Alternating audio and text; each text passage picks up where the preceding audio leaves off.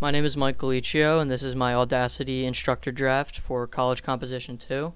My topic is why I believe the war on drugs is failing and how I believe I can fix it, or propose to fix it. I'm doing this with my roommate, Kevin Sneddon, who is also in the same College Comp 2 class. So my first question is, what do you know about America's current drug policies, and do you know someone who has been affected by them? I don't know too much about America's current drug policies, except for a lot of people don't like them, and that a lot of innocent people kind of get thrown in jail over it when they didn't really do much. And I have had a good friend that has gotten in trouble over these drug laws, and he was a good friend of mine, and he kind of got screwed over, which was annoying. Okay, now what if I told you that the system/war on drugs is set up to fail and has always been a failure in itself? Would you believe me? I'd find that a little hard to believe, but if you could back that up, that sounds pretty crazy. Well, the war on drugs actually unfairly targets poor minorities. It's wasted over $1 trillion so far in the past 40 years. It immorally incarcerates nonviolent people and has actually made no impact on drug usage at all, so it's made little to no progress whatsoever. And my second question is, well, as a future taxpayer, how does this knowledge make you feel that you'll be funding such an unsuccessful and blatantly failing system? Well, it's kind of upsetting to hear about that I'd be spending my money on such a system that's failed so poorly and hasn't really done its job at all. I hope that they'd make some changes to the system before I become my own taxpayer, really.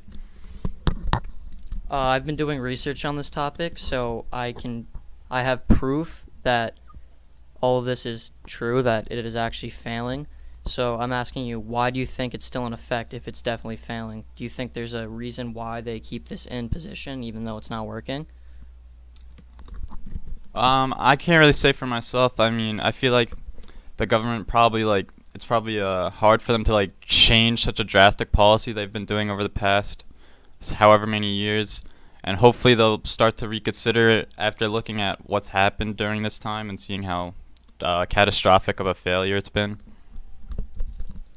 Okay, now, if I told you that it was because incarcerating these millions of people makes them more money than actually rehabilitating these people, would your opinions on the American criminal justice system change at all, or no? Yeah, I would hope they'd try to have the United States' best interests in mind, but if they're just doing it for the money, that's pretty upsetting, and honestly, I don't really know if I'd support that. Do you personally believe America is the land of the free when the American prison systems hold 25% of the prisoners in the entire world? I'd like to think it's the world of the free, but it's starting to not look like that with the evidence you've been showing me. Okay, so my next question is, in 2001, Portugal decriminalized drugs and achieved what we have been trying to strive for in 17 years, while we've been working for this in 40-something years. Do you think that if we switched our policies to Portugal, which has obviously worked, despite the fact that Portugal has a smaller population size, does this sound like a suitable change? I believe it might be able to work. As you said, with Portugal's population size is a lot smaller than the United States, and the United States has a lot more diverse population, I'd say. So I don't know how it would work, but I wouldn't see a problem with trying something out like that instead of what we're doing currently. Okay, do you know what decriminalizing drugs actually means?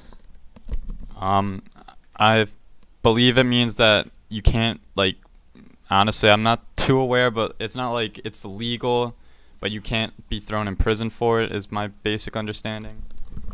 Yes. Basically, exactly that. It's not illegal, and it's punished through a small fine, a reasonable fine, unlike what we have in America, and forced rehabilitation rather than incarceration.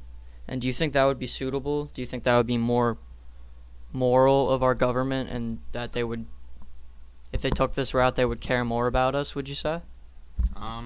Definitely. Honestly, I feel like it's kind of pointless for some people to be thrown in jail for tens of several years at a time for just simple possession or other drug charges, well, a fine would be definitely a lot better for many people. I feel like it'd be definitely like a better idea or system to put in place.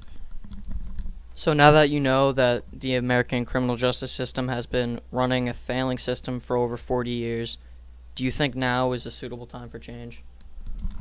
Yeah, definitely. It's definitely time for change. I mean, even today you could see marijuana laws are changing across the United States. I don't know how if decriminalizing all drugs will follow, but drug policies are definitely changing, and I believe that things will change very soon. Okay, thank you. That's